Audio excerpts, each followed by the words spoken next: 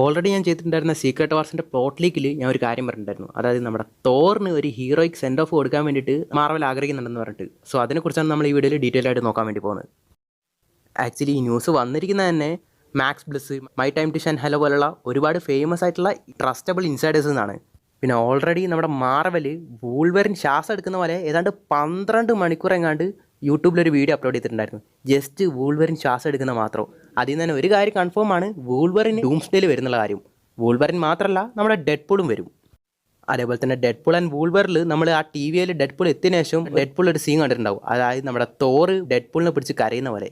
So ആ സീനൊക്കെ ചിലപ്പോൾ ഇതുമായിട്ട് കണക്ട് ചെയ്യാൻ വേണ്ടിയിട്ടായിരിക്കും അവർ ഓൾറെഡി ചെയ്തിട്ടുണ്ടാവുക.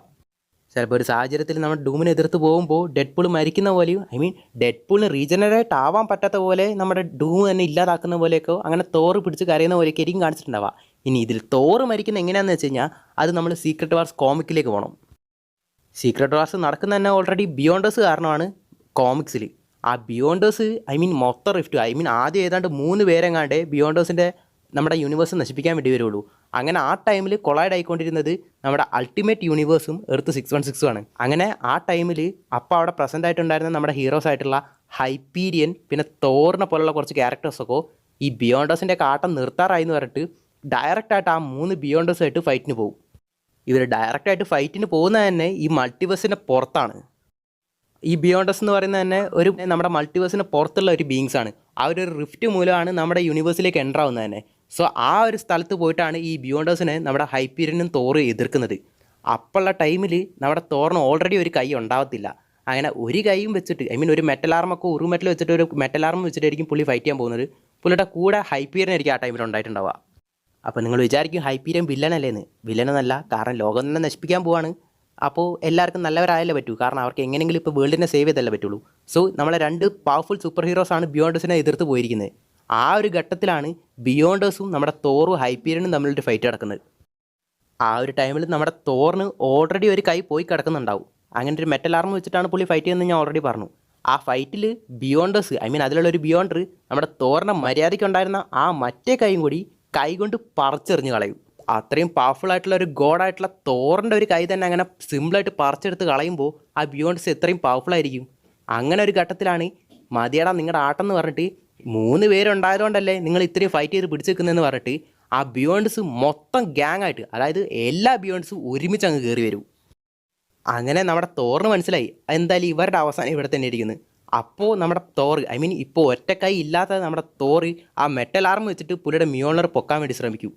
അങ്ങനെ അപ്പോൾ പുള്ളിക്ക് ശ്രമിക്കുമ്പോൾ പുള്ളിക്ക് അത് മിയോളർ പൊക്കാൻ പറ്റുന്നുണ്ടാവില്ല. ആ ഒരു ടൈമിൽ പുള്ളി അൺവർത്തി ആയിട്ട് മാറിയിട്ടുണ്ടാവും. അത് വേറെ തന്നെ ഒരു സ്റ്റോറി ലൈനാണ്, അത് പിന്നെ വേറൊരു വീഡിയോയിൽ ഞാൻ എക്സ്പ്ലെയിൻ ചെയ്യാം.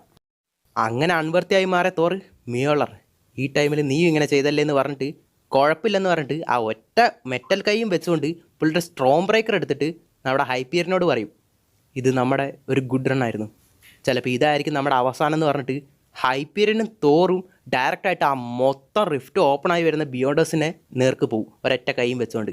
അങ്ങനെ അവിടെ ആയിരിക്കും അത് എൻഡ് ആയിട്ടുണ്ടാവുക. അതിന് ശേഷമാണ് മൊത്തം യൂണിവേഴ്സും കൊളൈഡ് ആവുന്നത്. സോ ആ പോക്കിൽ തന്നെ നമ്മുടെ തോറിൻ്റെ ഹൈപ്പീരിയനും തീർത്തതുപോലെയാണ് അതിൽ ഉദ്ദേശിച്ചിരിക്കുന്നത്. സോ സീക്രട്ട് വാർസ് തുടങ്ങുന്നതിന് മുമ്പ് തന്നെ കോമിക്കിൽ നമ്മുടെ തോറ് മരിക്കും. സോ അങ്ങനെ ഒരു കാര്യം ചിലപ്പോൾ അവർ ഇതിലും ഡൂംസ്ഡേയിലും കൊണ്ടുവരാൻ ചാൻസ് ഉണ്ട്. ഇനി ഡൂംസ്ഡേയിലോ അല്ലെങ്കിൽ സീക്രട്ട് വാർസിലോ അത് നടക്കാൻ ചാൻസ് ഉണ്ട്. അതാണ് ഇപ്പോൾ ഒരുപാട് ഫേമസ് ഇൻസൈഡേഴ്സ് പറഞ്ഞുകൊണ്ടിരിക്കുന്നത്. അതായത് നമ്മുടെ തോറ് മരിക്കാൻ വേണ്ടിയിട്ട് ചാൻസ് ഉണ്ടെന്ന്. അതും വെറുതെ മരിക്കല്ല, ഒരു ഹീറോയിക് സാക്രിഫൈസിലൂടെ ആയിരിക്കും പുള്ളി മരിക്കാൻ വേണ്ടി പോകുന്നത്.